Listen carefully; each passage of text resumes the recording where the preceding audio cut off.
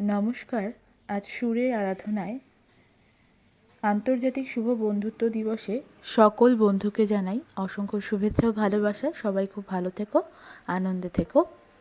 আর আজ বন্ধুত্ব দিবস উপলক্ষে আমাদের জীবনে সবচেয়ে প্রিয় বন্ধু, যার মূল্য কোনো কিছুর বিনিময়ে শোধ করা যায় না, আমাদের মাকে নিয়ে লেখা বন্ধু কবিতাটি আমি পাঠ করছি, সবাই শোনো।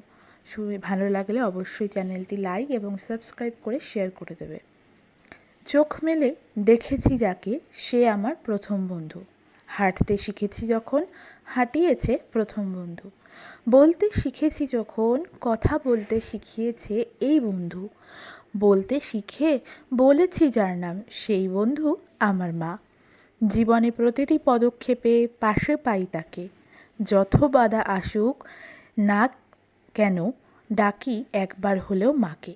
আমার প্রথম বন্ধু মা, বন্ধু আছে মা, থাকবে বন্ধু মা। নমস্কার।